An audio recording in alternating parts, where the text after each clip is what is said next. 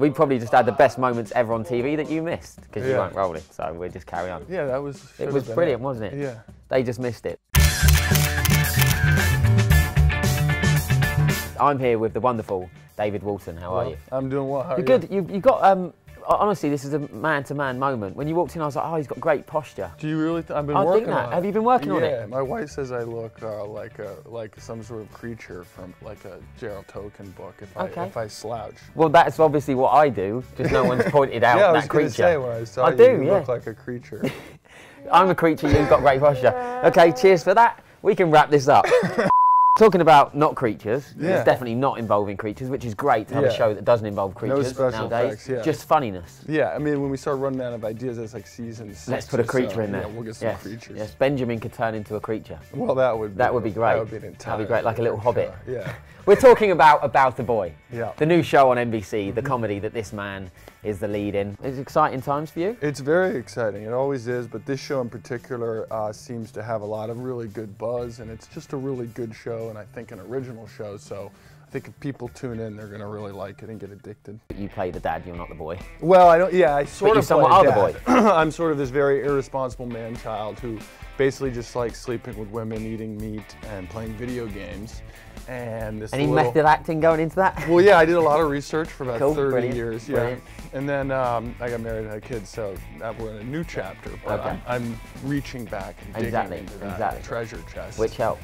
But this was Parenthood writer, Jason. Jason Katims, yeah, and Friday Night Lights, yeah. Yeah, amazing guy. Yeah, amazing. Yes, and obviously very successful, doing very well. Very successful, has a huge fan base, and kind of has sort of cornered this market of like writing about really real people that's funny, but also like makes you start crying. Right. Like all of a sudden, you're kind of like mad at them because you're crying, but you also like it too. And you appeared on Parenthood as well. I did. We did a little crossover recently. It was very subtle. I just went to a poker game that Dax Shepard's character Crosby was hosting, and then what's cool is he'll come over and do an episode of About a Boy, and he'll come over and play poker at my house. And it's like, both shows take place in San Francisco, we're both musicians, so it made sense. I think if you watch both shows, it'll be really cool. Right. Well, it's similar to Nick Hornby, the movie and the book, obviously. Similar to that. It was funny and it had the, the moments when you were like, oh. And that's what life is, right? You know? Were you familiar with the movie and the book before this role came up? Yeah, I'd seen the movie when it came out, and then the book I hadn't read. So I read it a couple times before doing the pilot, and it's so good. If you've never read those Nick Hornby books, they're so good. But I sort of avoided the movie because I didn't want to be accused of stealing Hugh Grant's just unbelievably good moves. Okay. But I just wanted to try to find my own good moves. Okay, so you avoided the movie. Yeah, I avoided the bumbling, like sort of his bumbling charm. I tried, and then I avoided having that kind of butt cut he has, you know? But in the movie he doesn't, so it was sort of floppy. You play the role of this guy that wrote a hit song. That's the premise of it, right? Yeah, and that differs from the book and the movie where his father had written the song, and so he's just sort of more of a trust baby. But I wrote the song. I haven't written a song since, and it's been 8 years, but I've basically just been enjoying the windfall from this sort of bad Christmas jingle that I'm almost embarrassed about. But I have no job, all the money in the world, and I have a cool place in San Francisco. I mean, it's a sort of the perfect storm to become like a perfect man-child. Any of that true to life for you? Do you write music? Do you play music? I played in 9th grade, and then my wife got me a guitar for Christmas because I had to play in the show, and I'm getting very scared. So I've got my calluses building up. It's very, yeah, I see this with guitarists. You're never going to get another hand job though. Not hand job. I didn't mean hand job. I meant hand modelling job. You're going to ruin your hands and you won't do any more hand modelling work. And you have got great fingers. I mean, if you just compare our fingers, that's a moment. We getting that?